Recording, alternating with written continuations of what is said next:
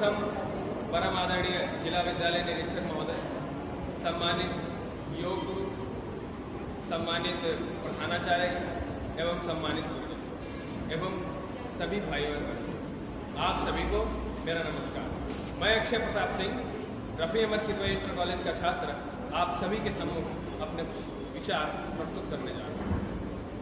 आज हम सभी अंतर्राष्ट्रीय योग दिवस के अवसर पर इस प्रांगण में एकत्रित हुए। 11 दिसंबर सन 2014 को संयुक्त राष्ट्र महासभा द्वारा इस आशय का एक प्रस्ताव पारित किया गया कि 21 जून को अंतर्राष्ट्रीय योग दिवस के रूप में मनाया गया। इस प्रस्ताव को 193 देशों ने मंजूरी दी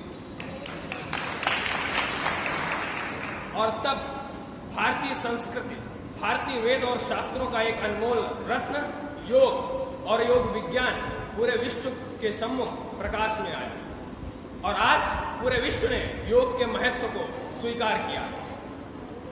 लेकिन यहाँ यह बात विचारणीय है कि जिस योग को आज पूरा विश्व स्वीकार कर रहा है, जिस योग के विषय में कोई कह रहा है कि इससे मेरा ब्लड प्रेशर ठीक हो गया, कोई कह रहा है कि इससे मेरा हार्ट का प्रॉब्लम ठीक हो गया, उस योग पर आज तक सैकड़ों वर्ष पूर्व से हमारे तमाम देशवासियों ने रुचि क्यों नहीं दिखाई।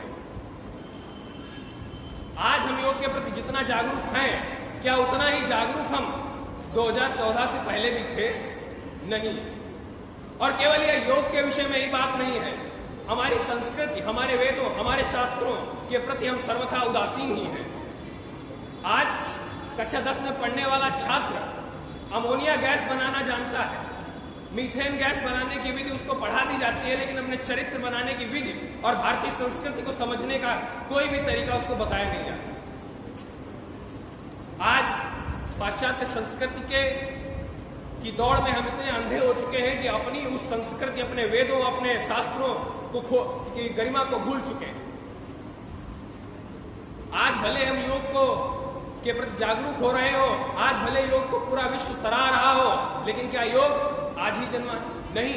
आज से सैकड़ों वर्ष पहले भगवान शिव इस योग विज्ञान के प्रणेता थे। 2700 ईसा पूर्व पहले सिंधु घाटी सभ्यता की जब खुदाई हुई तो उसमें कई ऐसे अवशेष प्राप्त हुए, कई ऐसी मूर्तियां प्राप्त हुई जो योग मुद्रा से संबंधित हैं। यानी कि तब योग का अभिप्राय हो चुका था, तब योग प्रचलित हो चुका था। लेकिन जैसे जैसे आगे चलकर भारतीय संस्कृति का क्षरण हुआ, विदेशी आक्रांताओं द्वारा हमारे शास्त्रों को जलाया गया, नालंदा विश्वविद्यालय का वह विशाल पुस्तकालय जिसमें इतने धर्म ग्रंथ, इतने शास्त्र रखे हुए थे कि जब उस पुस्तकालय को बख्तियार खिलजी ने जला दिया तो उसका अवशेष 6 माह तक लगातार रात दिन धू कर चलता रहा। आप सोचिए कि ये कितने दुर्भाग्य की बात है।